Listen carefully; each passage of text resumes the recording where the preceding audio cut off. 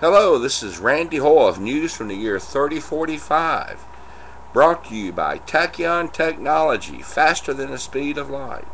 Our sponsor is Cosmos Harmony.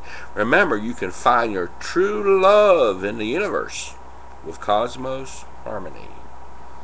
Beginning news, there's a new fad in town called climbing the dome.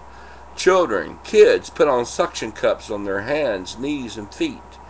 They use the cups to slowly lift themselves to the top of the dome, which is more than 2,000 feet in the air. Then they climb back down again. Management of the dome community are concerned that someone will be hurt or worse. They put up signs saying, "Don't climb the dome." They've also posted guards, but the kids just keep on climbing. I'm going to break from our regular news to deal with something personal. In the 31st century, every school child knows that if you add nuclear radiation or nuclear dust or fallout to the atmosphere, the air that you breathe, you're going to die. You're either going to die from lung cancer, lung disease, or genetic mutations.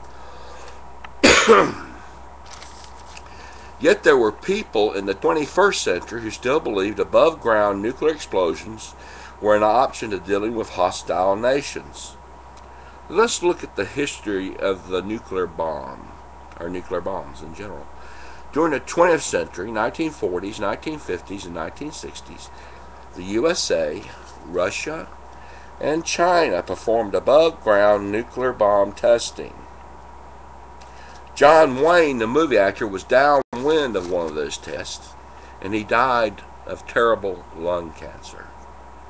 During the 60s, 70s, and 80s, and early 90s of the 20th century, there was an increase of lung cancer deaths.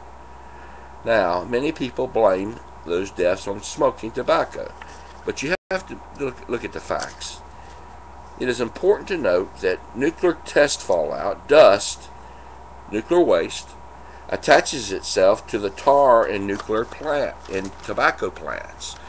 The tobacco plants, because they're sticky with tar, attract the dust, the nuclear dust. So when people smoked, they were poisoning themselves with nuclear waste. Now, let's just consider that.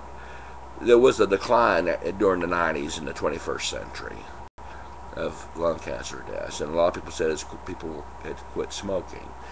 But if you figure 40 years, that's probably how long it would take for the radioactivity of the dust in the air and the radiation to deplete, to become non-effective as far as hurting people.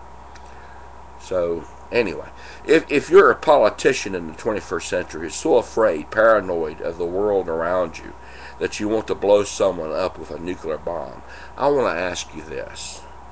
How many of your own people have to die from lung cancer, from nuclear fallout dust, for you to feel safe? How many people have to be hurt? If you have anxieties, if you're afraid, if you're paranoid of the world around you, shouldn't you just go see a doctor? There are mental health clinics that will fix you up with medicine that will stop your paranoia. Why should innocent people die just because you are mentally ill? Just dial 1-800-MENTAL-HEALTH and they'll fix you right up.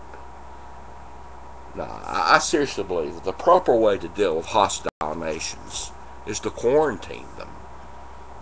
Separate them from the rest of the planet. Don't let them interact with the rest of the planet. Make them suffer until they change their ways.